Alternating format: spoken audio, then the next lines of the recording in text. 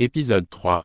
L'art de sauver son élevage face à la Newcastle, protocole de survie et secret d'éleveur.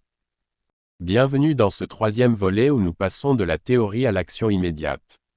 Après avoir appris à identifier le danger, il est temps de comprendre comment réagir concrètement lorsque le virus de Newcastle s'introduit dans votre élevage, car dans cette course contre la montre, chaque heure gagnée peut sauver des centaines de sujets.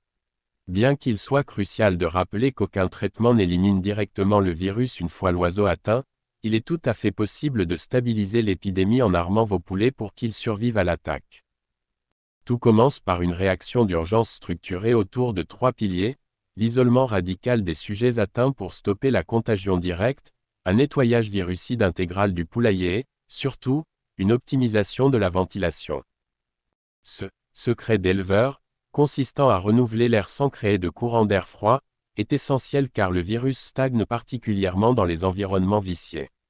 En complément de ce choc sanitaire, il faut immédiatement soutenir l'organisme épuisé de vos volailles. L'administration d'un complexe de vitamines et d'électrolytes, à raison d'1 gramme ou millilitre par litre d'eau durant 5 jours, est ici indispensable pour réduire le stress métabolique. Pour un effet optimal, l'ajout d'une faible dose de glucose peut offrir le coup de fouet énergétique nécessaire aux oiseaux trop faibles pour se nourrir. Parallèlement à ces soins vétérinaires, vous pouvez puiser dans l'arsenal des solutions naturelles pour renforcer les défenses immunitaires.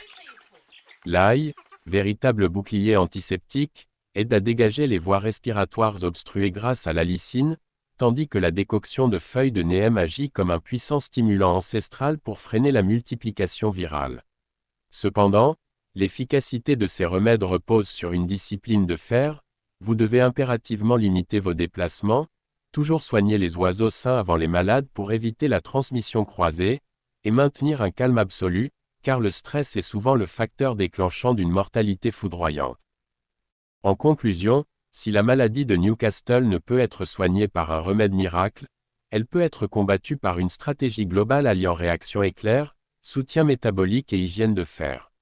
C'est cette combinaison qui fera la différence entre un élevage dévasté et un cheptel sauvé. Dites-moi en commentaire quelle solution de secours vous utilisez habituellement lorsque vos poulets montrent des signes de fatigue.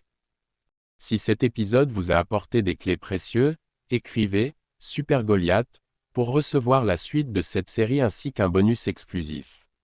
N'oubliez pas de vous abonner et d'activer la cloche pour ne rien rater de l'épisode 4. À très bientôt.